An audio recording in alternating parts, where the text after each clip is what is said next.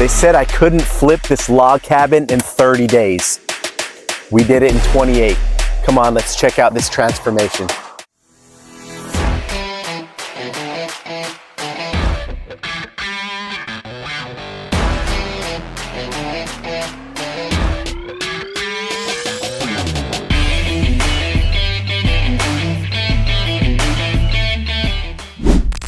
Now this country charmer is sitting on 1.5 acres, tucked right outside of the Midlands in Gaston, South Carolina. Now our team has flipped a lot of houses in our time frame, but I've never flipped a log cabin. So when we found this deal where the motivated seller contacted us on our website, I had Andy, our acquisitions manager, hot on the trail. We were able to meet her on site at this very property, walk through her situation, and we inked up a contract that same day. Now, after closing, as soon as we signed the paperwork, I had the team hot on the trail. We came in, we did a full property clear out, tore out all the old carpet. There was some damaged subfloor and a lot of work in progress. We took the old yellow color. Who has a yellow log cabin? I mean, that's ridiculous. So we came in with a natural pine look with some black trim, giving it a nice rustic but bold feel. And we turned the inside from the old dingy setup that was in place and have it completely renovated where we can put it on the market. Check it out. You can see as we walk in, this space boasts a nice open floor plan. We've got this big stack of a fireplace right in the middle of the area. So in the living side, you can enjoy a nice cozy log fire where you walk around this and it opens up into our open concept kitchen area. Now the kitchen cabinets were a natural wood look, which if they were in good shape, I would have loved to keep that and maintain it, but they were a little bit dingy and worn down. So I had our crew just go ahead and slap some black paint on it just to give it a nice, bold, rustic look. And we went with a lower grade Luna Pearl granite countertop just to give it that nice feel, right? Little backsplash here in the kitchen just to give it that modern type of appeal. And then on the back side of this, it opens up to a nice open porch. We got the nice open porch area overlooking the 1.5 acre space with a nice little shed in the back. Now this is perfect for your homestead, somebody that's looking to live a little bit off the grid but close enough to town. Love it. Amazing opportunity. Now let's break down the structure of this deal. We bought this property for $92,000. After putting about 35, close to 40 grand of work into it, we'll be listing this thing somewhere between $270 to $299. Now our target is to make $100,000 plus profit, but the market is going to determine exactly where we land as far as that goes.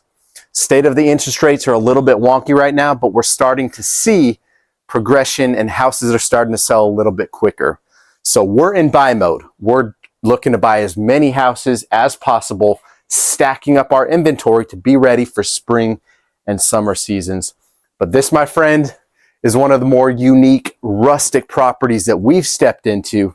And again, this thing needed a lot of work. They didn't think that we could do it quickly, but we came in and we turned this entire property in less than 30 days. Let's check out some of the bedrooms and the baths inside. All right, so these bathrooms needed some love.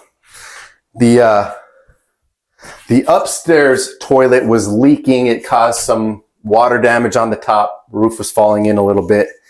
When my crew got into this wall, the plumbing fixtures were literally eaten into. There was a large rodent, probably a rat, that literally chomp, chomp, chomp, chomp, bit into the plumbing pieces inside of the wall. So we ran into an uh-oh situation here where I didn't anticipate changing the plumbing between the upstairs and the downstairs bathroom.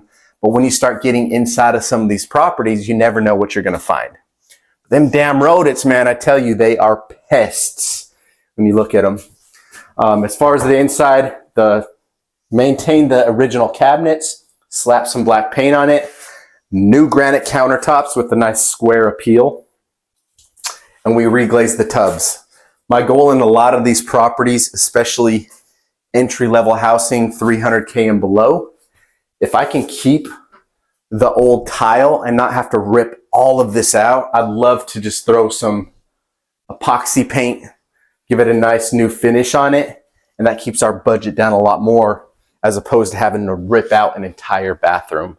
Now, one of the hardest things you're going to learn in this business is it's not just all HGTV. Yes, it's sexy to put in the newest, latest, top-end appliances that really gives it that pop and that appeal. But at the end of the day, you want to make sure that you're watching your budget, right? Entry-level houses don't necessarily require the top-of-the-line type of materials and upfits.